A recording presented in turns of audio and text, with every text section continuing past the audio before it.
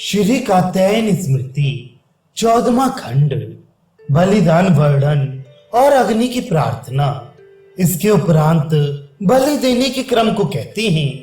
नांदी मुख्य पिंडों के समान 4 बलि उत्तर दिशा में थे। पृथ्वी, वायु, विश्वदेवा प्रजापति, 4 इनके दक्षिण में जल, औषधि, वनस्पति, आकाश, काम, मन्यु, इंद्र, वासुकी, ब्रह्मा और रक्षोजन।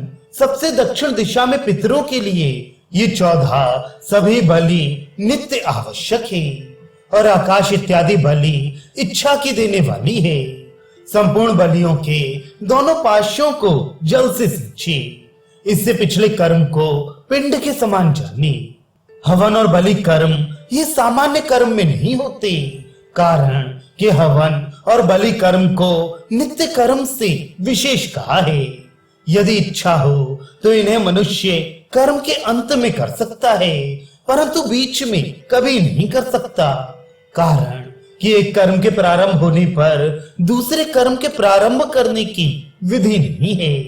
गौतम आदि ऋषि का कहे अग्नि और शाकल होम को बलि के साथ अनाहिताग्नि भी कर सकता है। इसके उपरांत आचमन कर अग्नि का दर्शन करता हुआ हाथ जोड़कर वामदेव के सूक्त के जप से प्रथम ऐश्वर्य की वृद्धि की प्रार्थना करे। आरोग्य, ऐश्वर्य, आयु, बुद्धि, धैर्य, मंगल, बल, यश, ओज, तेज, पशु, वीर, वेद, ब्राह्मणत्व, सौभाग्य, कर्म की सिद्धि, उत्तम कुल, उत्तम कर्तव्यता, ये संपूर्ण पदार्थ सबके साक्षी कुबेर हमें थे। ब्रह्म यज्ञ से अधिक यज्ञ नहीं है और उसके दान से अधिक दान नहीं है। इस कारण से इन दोनों के अंत को किसी ने भी नहीं देखा। नित्य ऋग्वेद का पाठ कर शहद और दूध की कुल्लियाओं से देवताओं को तर्पण करता है। यजुर्वेद के पढ़ने से घृत और अमृत की कुस्याओं से देवताओं को तर्पण करता है। प्रतिदिन सामवेद के पढ़ने से सोम और घृत की कुल्लियाओं से, अथर्व आंगिरेस के पढ़ने से मेधा की कुल्लियाओं से, प्रतिदिन वाको वाक्य, पुराण और इतिहास इनके पढ़ने से मांस, दूध और ओधन, मधु इनकी कुल्लियाओं से मनुष्य देवताओं को तृप्त करता है।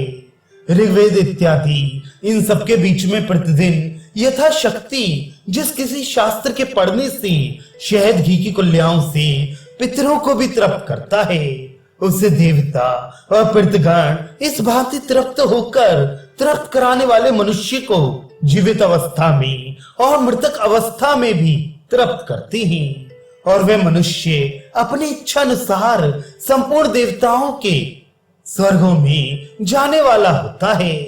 इसको कोई महापापी भी स्पर्श नहीं कर सकता और जिस पंक्ति में बैठता है उसको भी पवित्र कर देता है और जिस यज्ञ को वह पढ़ता है वह पाठकारी मनुष्य उसी यज्ञ के करने का फल प्राप्त करता है।